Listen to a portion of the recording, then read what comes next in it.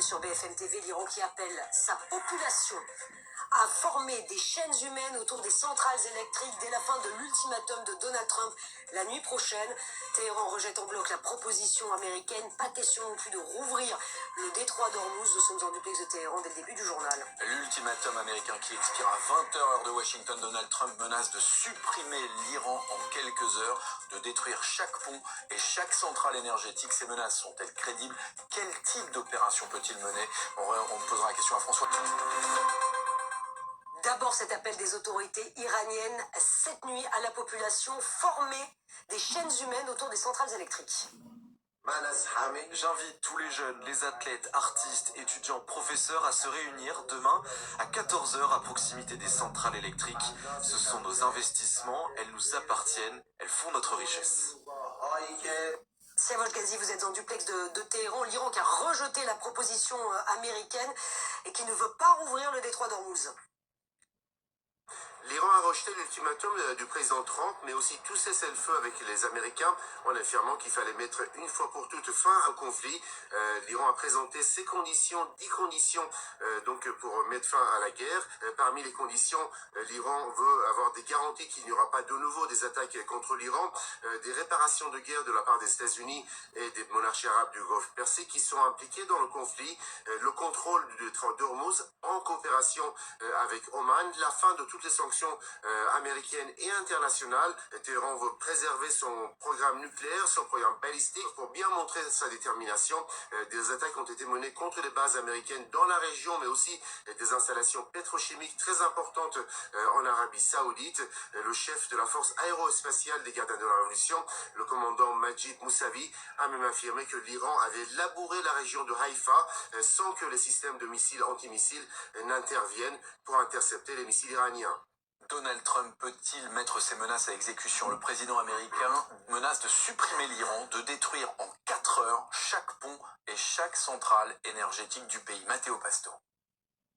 En conférence de presse hier, Donald Trump repousse une fois de plus son ultimatum.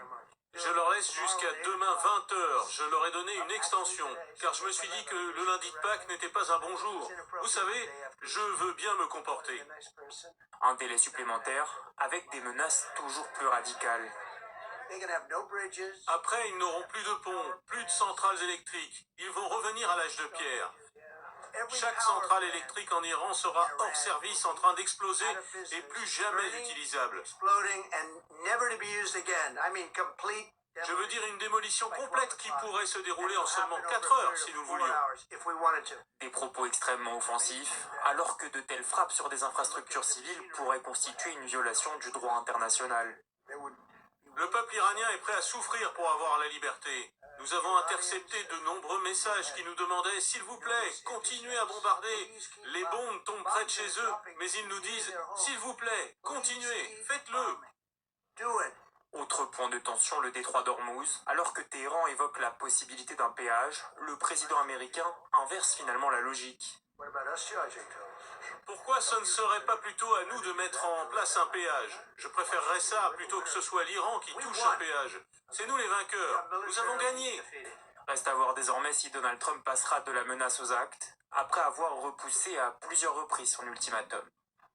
D'autant plus, François Clémenceau, on s'interroge, est-ce que Donald Trump peut lancer un déluge sur l'Iran alors qu'il y a des chaînes humaines qui pourraient être formées autour des centrales? Sur les chaînes humaines, on va appeler les choses par leur nom. Ça s'appelle des boucliers humains.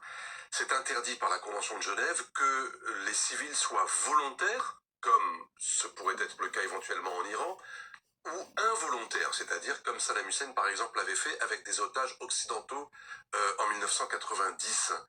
Donc, crime de guerre contre crime de guerre, parce que s'attaquer à des infrastructures civiles, c'est un crime de guerre, c'est très clair, et Donald Trump assume le fait d'y aller, parce que sans cette extrémité-là, dit-il, eh bien l'Iran va continuer à faire tourner son économie, et en même temps, les Iraniens sont prêts effectivement à faire risquer leur vie à des civils sur des lieux qui peuvent être bombardés pour pouvoir être épargnés. Donc on est là dans une logique, si vous voulez, d'affrontement qu'on n'a jamais vu depuis le début de cette guerre. Est-ce que les uns comme les autres sont capables d'aller jusqu'au bout? y compris de traverser cette épreuve-là. On va attendre ce soir. En attendant cet ultimatum, les frappes ont repris en intensité. L'armée israélienne a lancé une vague de frappes. Hugo Smack, vous êtes l'envoyé spécial de BFM TV à Tel Aviv. Il s'agirait de la plus importante vague sur l'Iran depuis le début de la guerre? Oui, intensification des frappes à quelques heures de l'ultimatum de Donald Trump. Alors Israël vise les sources de revenus du régime des Mollahs parce que on sait bien que les entreprises détenues par les gardiens de la révolution représenteraient entre 10 et 50% du PIB de l'Iran. On sait que cela représente des dizaines de milliards de dollars. Alors eh bien c'est désormais ce qui est visé par Israël et notamment eh bien les usines pétrochimiques qui ont été qualifiées par Benjamin Netanyahou de cash machine il y a peu. Alors évidemment eh bien ce sont ces usines qui sont particulièrement ciblées aujourd'hui par Israël. Parallèlement, Tsahal affirme cette nuit avoir touché également des usines de lancement et de fabrication de missiles balistiques, mais aussi des sites de production de systèmes de défense iraniens. Donc ça, voilà, ça c'est pour les tirs qui ont eu lieu pendant la nuit. Effectivement, l'une des plus larges vagues de raids aériens et de missiles d'Israël sur l'Iran. Et puis on apprend également lors de l'appel entre Donald Trump et Benjamin Netanyahou qui a eu lieu dimanche après le sauvetage du soldat américain que les deux chefs d'État se sont déjà mis d'accord sur une liste de nouvelles cibles à frapper si il n'y a pas de cessez-le-feu dans les prochaines heures. Et pour le moment, eh bien, écoutez, c'est le scénario vers lequel on se dirige. Par ailleurs, l'Arabie Saoudite a intercepté 7 missiles balistiques, des débris qui sont tombés autour d'infrastructures électriques. On va y revenir très largement avec Arthur Descudé aux alentours de 7h15. Général Pellistrandi, on va revenir un instant sur cette opération militaire que Donald Trump pourrait déclencher cette nuit. 4 heures pour détruire l'Iran. Comment est-ce possible? Quel type d'opération militaire, si jamais on en vient à cette opération? Alors, il pourrait détruire, on va dire, les infrastructures principales, les plus grosses centrales électriques, les ponts les plus importants, par exemple sur des autoroutes. Donc, en fait, ça veut dire qu'il y a eu, en fait, un ciblage qui a été fait avec des priorités. Et puis, il peut, alors, peut-être pas 4 heures, mais durant la nuit, frapper effectivement plusieurs sites de manière spectaculaire pour faire un effet de choc.